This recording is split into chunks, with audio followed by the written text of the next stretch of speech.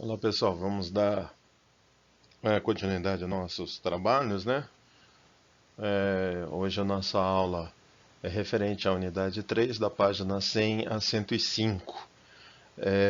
Então hoje, pessoal, nós entramos na última parte do conteúdo das apostilas, tá?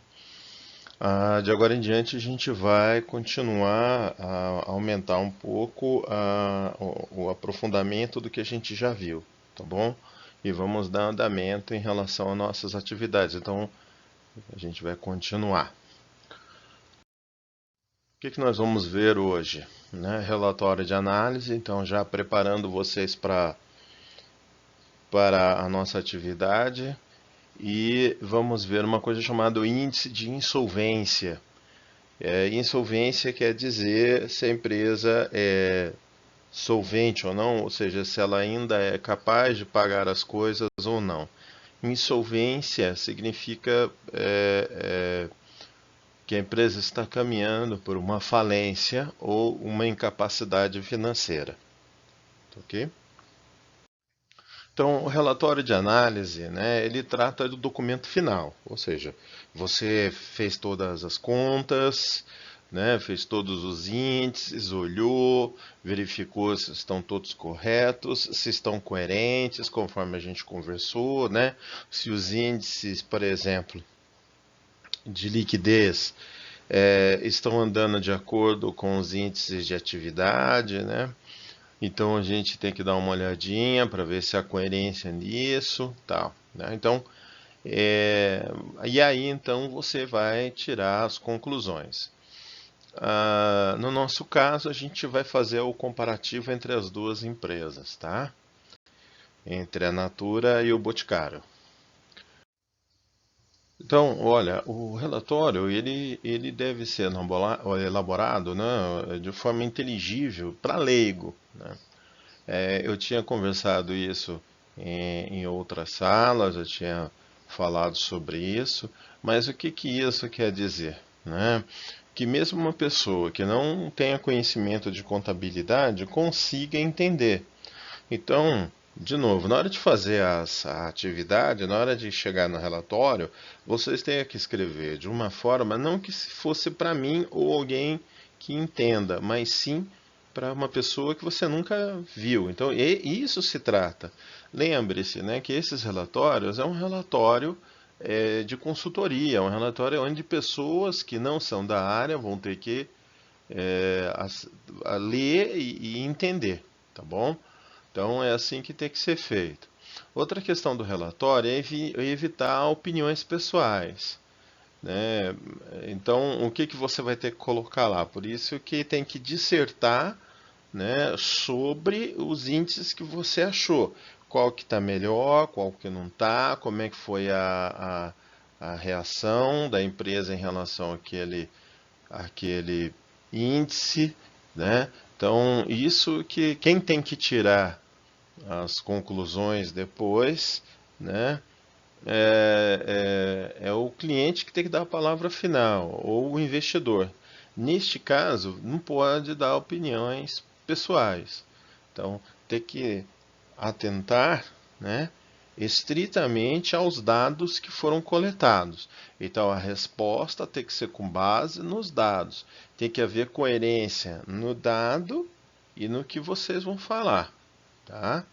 Prestem muita atenção nisso, porque a coerência vai fazer parte da correção da atividade, né? Não há um tamanho padrão, né? Desde que seja apresentado de forma clara. Então, não tem, o relatório tem que ter uma página, 10, 15. Isso não é o objetivo.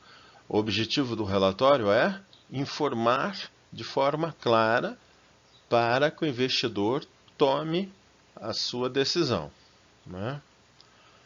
Ah, Deverá também constar uma comparação com os indicadores dos padrões de mercado. Esses padrões de mercado são fornecidos por algumas agências, elas cobram para isso, tá? No caso da nossa atividade, não tem, porque a gente não tem o padrão do mercado. Então, o que que nós vamos fazer? Por isso que é comparado entre duas empresas, para saber qual que se saiu melhor, tá bom? Então, mas o certo é que você tenha um padrão do mercado e aí você vai ver se essa empresa está acima, está abaixo ou está dentro do padrão do mercado, tá bom? No relatório, né, não deverá ter o valor dos indicadores apurados, né? Então, por isso que eu falei para vocês evitarem de usar tabelas, aquelas coisas todas, tá? Como que fez a conta, nada disso. Tem uma planilha. Qual é a planilha? Né? É a planilhinha do Excel que eu mandei para vocês, no qual vocês terão que mexer com ela e preenchê-la. Tá bom? Vai servir como um modelo aquela tabela. Essa tabela é que vai em anexo ao relatório. Tá bom? Então, dentro do relatório, você vai colocar, por isso que eu falei, em formato de texto, a questão dos índices, como o que vocês acharam, de acordo com a família, né? Liquidez, atividade, endividamento. Tá bom? Agora nós vamos falar do índice de insolvência, né? Ele dá uma previsão de falência. O mais conhecido desses caras, né, de quem criou, nós temos aqui o Canitz, que é um brasileiro, que no Brasil ele foi o primeiro a criar esse índice e é o mais utilizado pelo mercado.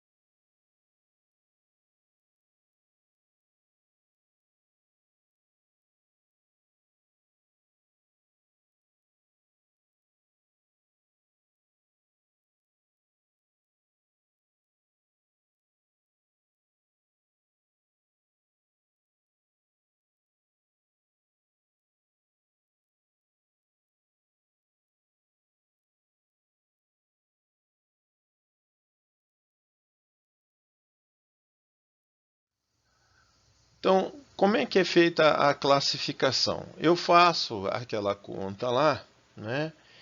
E se a empresa chegar, né, a menos, o fator foi inferior a -3, então -4, -3,1 e assim por diante, a empresa está insolvente, ou seja, ela está indo para falência. Se ela ficar entre -3 e 0, significa que ela está indefinida, ou seja, não pode ser que sim, pode ser que não, ela está numa zona de risco. E se ela der acima de 0, a empresa está solvente, ou seja, ela tem capacidade de pagar. Então, insolvente é a capacidade de não pagar, indefinido, ela está ainda no meio do caminho, né? E solvente ela tem a capacidade de pagar. Pessoal, esse índice, essa conta saiu de uma pesquisa que o Canetz fez sobre empresas que foram decretadas as suas falências, né? Ele pegou o demonstrativo delas e foi vendo como estavam os seus demonstrativos um pouco antes dela entrar no processo de insolvência, tá bom? Então vamos para os cálculos então, para a gente fazer. Aqui eu utilizei o balanço o balanço da Natura para o ano de 2018, o último ano, tá bom? Então olha só, né? Então calculando o X1, né? O lucro líquido, né? Dividido pelo patrimônio líquido. O lucro líquido ele está no demonstrativo do resultado do exercício e o patrimônio líquido no balanço patrimonial. Então, utilizando aqui a figura, então esse daqui é o passivo é o passivo da empresa, né, no balanço patrimonial.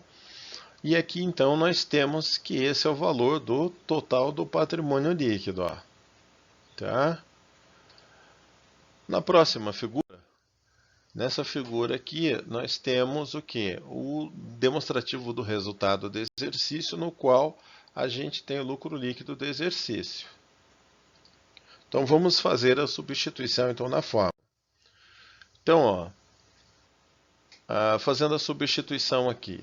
Então, a gente tem então que o X1, o que é? O lucro líquido, né, dividido pelo patrimônio líquido. O lucro líquido é esse valor aqui de 548,739 dividido por 2, 574,102, que é o patrimônio líquido que a gente já tinha mostrado na figura anterior. Então, fazendo essa conta, deu 0,21. Tá bom? Calculando o X2. O X2, ele é o ativo circulante mais realizável a longo prazo. O somatório desses dois aqui, gente, ele é igual ao total do ativo, tá bom? O exigível total, né, ele é o passivo circulante mais o realizável a longo prazo. Então, vamos ver aqui no balanço. Então, a primeira parte, nós temos os ativos da empresa, tá? Então, o total, então nós temos o ativo circulante e o não circulante. O somatório desses dois valores, vai dar esses 15.379 aqui, como eu havia falado no slide anterior, né? Que esse daqui equivale ao total dos ativos. Né? O passivo da empresa ele é composto então pelos três valores, tá? Então nós temos o passivo circulante, o não circulante e o patrimônio líquido total aqui. Só que eu quero só esses dois valores. Esses dois valores significa que é o passivo exigível. Então tanto de curto prazo, que é esse, quanto de longo prazo, que é esse aqui. Tá ok? Então vamos fazer a substituição na fórmula, né? Então, ó, o que a gente sabe? Que esse daqui é o equivalente a todo o ativo circulante, que é esses 15.379.549. O exigível total, né, são aqueles dois valores. Esse daqui é referente a curto prazo, que é o passivo circulante, e esse daqui é o não circulante, referente a longo prazo. Então, fazendo a substituição, o índice então vai ficar em 1,20. Ok? Vamos para o próximo, que é o X3. Então, aqui no X3, a gente tem o índice de liquidez seca. Tá? No nosso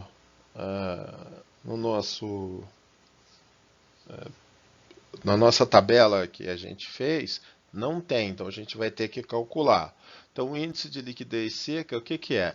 É meu ativo circulante menos o estoque, né, dividido pelo passivo circulante.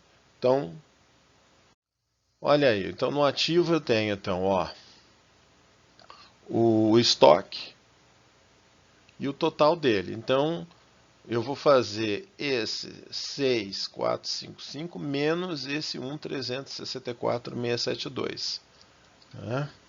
E aqui então a gente tem o total do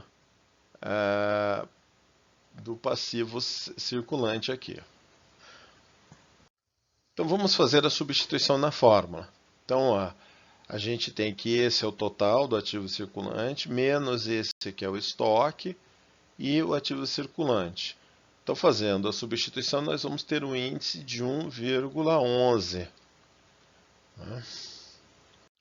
Calculando o X4. O X4 ele fica mais fácil porque nós já fizemos ele, né, que é o ativo circulante dividido pelo passivo circulante, que está lá no arquivo que eu mandei para vocês da correção das nossas atividades.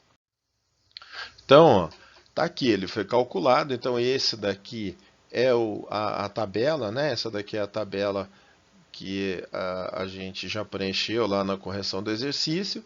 Então, pegando de 2018, está aqui, ó. Ativos circulantes sobre o passivo circulante, 1,41. Então, a gente está vendo aqui, ó. Ok? O X5.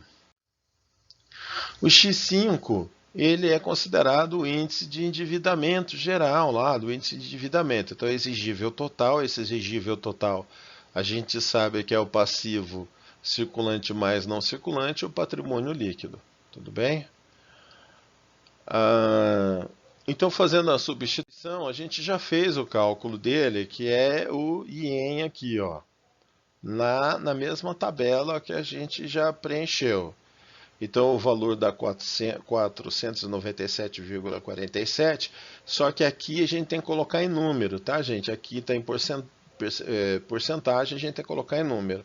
Então, eu vou transformar esse número, esse percentual em número, então o X5 é igual a 4,97.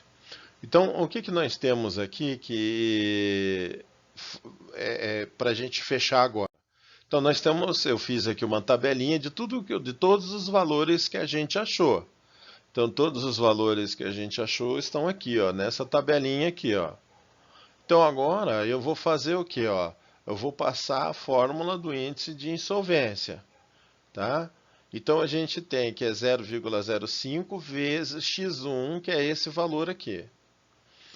1,65 x2, que é esse valor aqui. E assim por diante, né? Então, fazendo então, a conta, nós chegamos a um fator de insolvência, né, de 3,33. Então, pela tabela que ele passou lá, a gente sabe que se ela está acima de zero, ela está solvente, tá ok? É claro que quando está acima de zero, quanto maior, melhor. Tudo bem? Então, essa é a forma correta da gente verificar isso aí. Tá? Então, pessoal, o que nós vamos ter aqui para a nossa atividade já para essa semana? Então, vocês vão olhar lá nos índices de liquidez naquela tabela do Excel lá, né? Então, olha só. O que nós vamos fazer? Você vai olhar os índices de liquidez, comparando entre as duas empresas, e aí qual que está melhor, né? Lembrando que a gente tem que olhar aos 4 anos. Então, qual é que teve a maior recuperação, tá certo? Qual que está em melhor condição ou que teve uma média maior, tá bom? Então, e aí a gente vai discutir isso na sala. Lembrando, gente, essa discussão já é a primeira parte do relatório. Então, é muito importante que vocês prestem atenção e participem na aula para que vocês possam fazer o relatório de vocês. Tá ok? Então, nos vemos então até a nossa aula. Um abraço a todos.